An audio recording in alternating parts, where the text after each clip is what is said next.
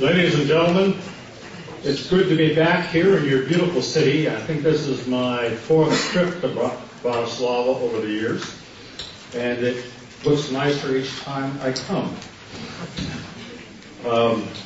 That's probably due to the finance minister who was a member of our panel. Today we're going to talk about the future of the financial industry. It's very interesting, the huge attacks made on the financial industry, both in the American and European press. There's a great discussion of how the financial crisis was all caused by greedy bankers. You've heard that, right? Here, they say greedy bankers. And the thing is curious. I've known lots of bankers for many years. It is indeed true they're greedy. But they've always been greedy.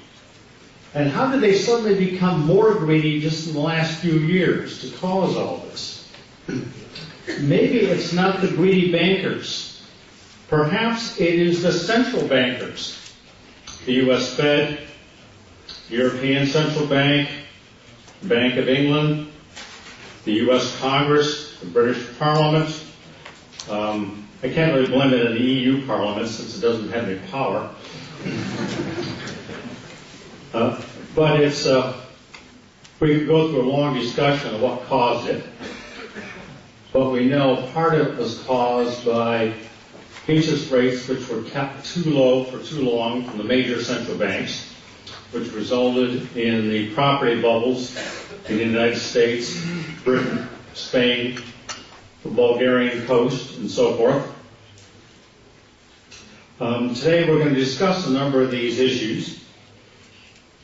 There's been a lot of talk about having global financial regulation. And it's interesting to me that of the financial industry, the banks were the most heavily regulated. And that's where the biggest problem has been. The unregulated parts of the financial industry, some of them had problems, but they had not added to systemic risk. It was really a problem of banks, which had been regulated all the way along. Maybe it's telling us that we shouldn't regulate banks.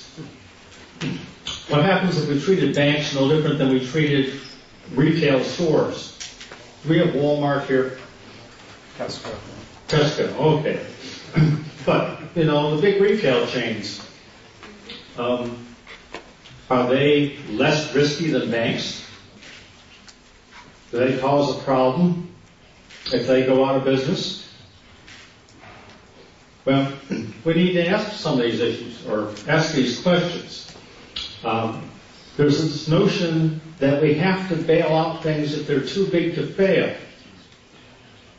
What exactly does that mean? How would we determine what is too big to fail? Who would determine that? The politicians? You know perfectly well what will happen if the politicians start deciding this. And is it true that the financial institutions were too big to fail? What had happened if we just let them fail? If everybody knew that rather than bailouts, they would indeed fail? Now there was all this, the previous panel talked about the fear-mongering, how the whole financial situation, or we have a worldwide financial collapse. But scholars who've looked at this don't necessarily agree at all. That if AIG had gone under, it would not have been the end of the world. In the U.S., we've got deposit insurance, so depositors are basically taken care of. And when I start to see a bunch of politicians in the U.S. and Europe getting together to say we're going to regulate all the financial industries, I fear for my wallet and my freedom. Well, we've got a group of world-class experts here today, and we're going to start off with Professor Myron Scholes. He will get 20 minutes. The other panelists will only get 10 minutes. That is clear discrimination. But I've said to the other panelists if you win a Nobel Prize in economics the way Professor Scholes did, we'll give you an extra 10 minutes also. And so I believe in incentive economics. So next year or the next time you have one of these events, hopefully some of the others will have won a Nobel Prize, so they'll get more time to speak at the event. But with that, I think you would have the bios of each of our speakers in your in the brochures or the materials you receive. So I won't go into any long introduction, but I think you all know who Professor Scholes is, the Black-Scholes option pricing model. Actually, even though I had been a professor of economics, I could never actually figure it out. I just assumed other people had when we've had to use it. A number of years ago, I was chairman of a little semiconductor company, and we had a lot of stock options, and we'd sold it out to another company. And the question was, how do we price these stock options? So we had to use their system. But the IRS couldn't figure it out. And we had the problems of a number of us had different options from various times, and we all wanted to have a consistent number we gave the IRS.